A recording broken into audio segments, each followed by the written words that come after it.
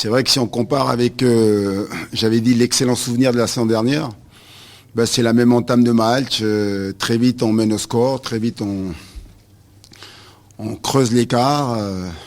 Puis un peu à l'identique de la saison dernière, on s'est relâché un peu. On a montré beaucoup trop de signes de fébrilité, alors qu'on menait au score. Ça a permis donc à Angers de revenir. Et après, si on a à comparer avec le résultat, c'est vrai qu'il y a un but de plus. Voilà, on gagne 4-1. C'est une très belle victoire. J'attendais mes joueurs au tournant, j'attendais une réponse. J'attendais que les joueurs prennent leurs responsabilités. Et ils l'ont fait aujourd'hui. Donc je suis un entraîneur heureux. Puis surtout, je les félicite. Hein. Je suis vraiment fier donc, de ce qu'ils ont montré aujourd'hui face à Angers, deuxième du championnat. Voilà, il fallait répondre présent. Qu'est-ce qui vous a le plus séduit, justement, l'efficacité enfin retrouvée ou le contenu véritable entre ces joueurs-là?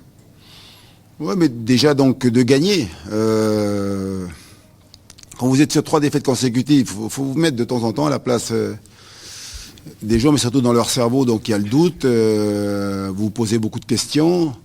Vous avez des fois même la peur qui vous gagne. Et quand vous voyez les résultats d'Angers, ils n'avaient toujours pas perdu. 3 victoires, 2 nuls. À domicile, les 2 derniers matchs sont donc des victoires de 3-0, 2-0. Voilà, et faire ce qu'ils ont fait, c'est énorme déjà. Donc c'est pour ça que je suis content de les voir donc enfin retrouver l'efficacité qu'on n'avait pas eue, donc, que ce soit contre Lyon ou contre Nice. Puis après, c'est vrai qu'on a été, on va dire, aussi gâtés, parce que voilà, on a des stats exceptionnels avec 4 tirs cadrés, 4 buts. Voilà. Mais autant les autres fois, donc ça ne nous avait pas souri qu'aujourd'hui, ben, c'est bien. Et puis surtout, ce que j'ai aimé, cette fois-ci, on est plus agressif, on a fait plus de fautes. Donc sur le dernier match contre Nice, on ne commet que 7 fautes. Aujourd'hui, on est à 16 ou 17 fautes, donc c'est bien. Ça veut dire que j'ai retrouvé des vrais défenseurs, même si par moment on a lâché les marquages, par moment donc les attaquants d'Angers sont trop venus dans la défense, hein, et aussi manque de réussite. On a Alban qui fait les arrêts qu'il faut. Voilà. Tant mieux si ça a basculé de notre côté. Comment vous expliquez cette efficacité que vous attendiez depuis 3 matchs et demi, qui avec la claquement de doigts est revenu par 3 fois en 20 minutes? Mais parce qu'on n'a jamais douté. Jamais douté. On a toujours travaillé sur ce qu'on est capable de faire, et on s'est dit, si on continue à jouer, si on continue donc à aller de l'avant, parce que c'était ça la causerie d'aujourd'hui, il faut continuer à jouer comme on a fait ces derniers temps, et puis ça va finir par payer. Si on était venu ici à ne faire qu'attendre et puis défendre, en espérant un contre ou un coup de pied arrêté, ça on ne sait pas faire. Donc voilà, on a continué à jouer comme si on avait un très bon classement, voilà, avec beaucoup de confiance, à aller de l'avant, poser des problèmes à l'adversaire, faire mal à l'adversaire, puis surtout donc les faire plier, c'est ce qu'on a fait. C'est la confiance, hein, confiance qu'on leur donne, confiance, et puis la sérénité qu'on leur apporte pour qu'ils puissent être libres dans le jeu, quoi, libérés.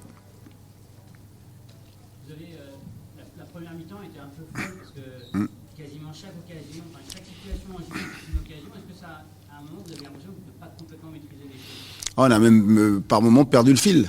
Voilà. Et à 2-1, ils peuvent revenir. Voilà. Mais voilà, il y a un pied, un arrêt qui est fait par Alban.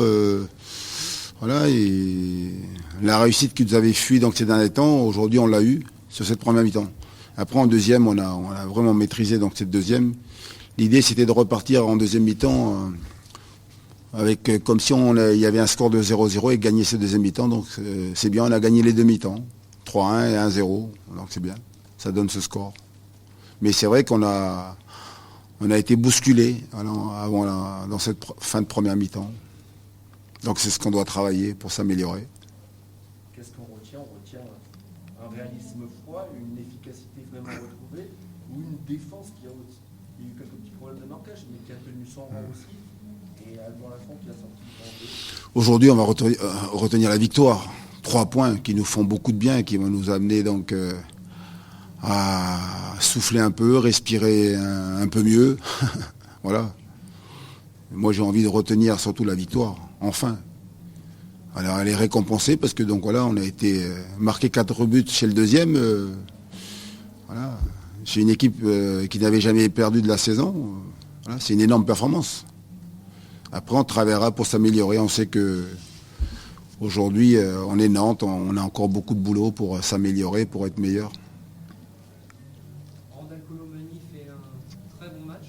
On nous disait qu'il y avait peut-être encore des points sur lesquels il pouvait s'améliorer. Est-ce que vous en identifiez, vous?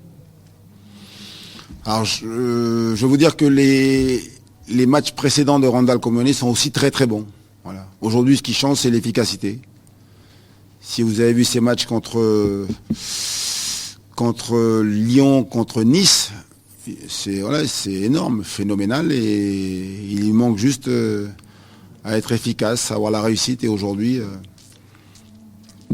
c'est le Randal qu'on connaît. Moi, je ne suis pas surpris. Après, bien sûr que si on veut qu'il s'améliore, c'est voilà, dans la capacité à être un tueur, quoi, un peu plus. Mais bon, ça va, quoi. Ouais, c'est un joueur important pour nous. La saison passée encore. Pardon ? Est-ce que vous trouvez qu'il a franchi encore un nouveau palier depuis la saison passée? Bien sûr qu'il a franchi un nouveau palier. La confiance qu'il a en lui, qu'on lui donne, et puis surtout, donc, c'est notre attaquant, c'est notre numéro 9. C'est lui qui va être décisif, c'est lui qui va nous permettre donc de gagner des matchs parce qu'il marquera des buts. Ou comme on l'a vu, il y aura des pénaltys, il va tellement vite, il est capable d'éliminer, il provoque, il marque. Vous pouvez le faire jouer sur tout le front de l'attaque, devant, sur les côtés. Il est toujours aussi efficace, quoi. Et c'est un joueur collectif en plus. Ouais. On va lui demander d'être un peu plus égoïste peut-être, mais il a franchi un palier, mais je peux vous dire, la saison dernière, déjà, il avait été énorme sur la fin de saison. Et là, il repart sur les mêmes bases. C'est bien. Il faut confirmer, bien sûr. Après, il faut... Le haut niveau, c'est ça, la régularité donc, au niveau des performances. Pour lui et puis tous les copains qui sont avec lui. Hein.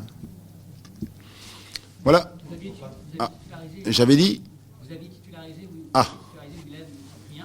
Oui. Qu'est-ce qui vous a apporté aujourd'hui sa première? La réussite, peut-être. Au-delà de ça, qu'est-ce que Oui. Ça fait quelque temps que je vois à l'entraînement, donc il a apporté ce qu'on attend de lui, de l'impact, mais surtout donc la capacité à tenir ce ballon, à faire jouer les partenaires. Et dans les moments chauds, voilà, donc il est important avec Pedro au milieu, Chirivella, qui sont capables de mettre le pied sur le ballon, d'orienter le jeu, voilà, de faire en sorte que on ait un jeu plus posé, capable de tenir un peu mieux ce ballon, quoi. C'est ce que je disais. Ouais. Mais c'est bien. Et puis surtout, ça a été un porte-bonheur aussi parce que il démarre son premier match et on gagne, donc on est content pour lui. Antoine, il y a eu des graves incidents hier à Lens. Ah. Qu'est-ce que ça t'inspire? Est-ce que tu trouves ça vraiment très inquiétant? Inquiétant, c'est pas le mot. Je veux dire surtout, je suis triste, et puis c'est pas les images qu'on aime voir. Voilà. Je pense que il faut que les instances prennent des mesures importantes pour que ça se reproduise plus. Et la plus importante à mes yeux, c'est celle où on ne doit jamais voir un supporter sur la pelouse. Voilà. C'est interdit. Chaque fois qu'il y a un supporter qui rentre sur la pelouse, le club doit être sanctionné lourdement. Le terrain, il doit être sacralisé, quoi. C'est un endroit où c'est que les joueurs, les arbitres, délégués s'il faut. Mais la sécurité, elle passe par là. Il faut punir tous les clubs. Antoine, pardon. Pour Fabio, c'est quoi? C'est les ischios, Adducteur. Adducteur. Ouais, on a eu oui, l'absence de Castelletto. Hier, à l'entraînement, il a pris une bonne semaine au niveau de son mollet. Et donc ce matin, au réveil, c'était impossible pour lui, il avait du mal à marcher. Donc on a rappelé Denis Sapia, qui n'était pas dans le groupe. L'avantage, c'est qu'on est à côté. Donc il arrive à midi, mais voilà, Ça n'a pas perturbé le groupe, le travail et tout. On est resté calme. Mais c'est vrai qu'on était embêté ce matin parce qu'il a déclaré forfait. Il n'a pas été sur la feuille de match. Ça a modifié vos plans? Du tout. C'était. Mais de toute façon, il démarrait, lui. Hein. C'est clair que voilà, il était titulaire, oui. Maintenant, je peux le dire. Mais donc... Modifier vos plans, quand même. oui, modifier les plans, mais voilà, donc on est resté calme. Voilà, on savait que André, qui est un défenseur central, qui aujourd'hui occupe le poste de milieu de terrain, son poste d'origine, c'est défenseur central, donc ça n'allait pas poser de problème. Après, mais on a été inquiet pour lui surtout, parce que j'espère que ça ira mieux et il sera présent mercredi prochain. Mercredi. Donc, ouais, il y a quand même des motifs d'espoir pour le récupérer. Ben, c'est ce qui a permis, voilà, comme ça vous allez tout savoir, donc c'est ce qui a permis donc la titularisation de Willan Cyprien, quoi. Voilà. J'ai fait descendre André et puis Willan est rentré milieu. Voilà, comme ça vous savez tout. Voilà, merci.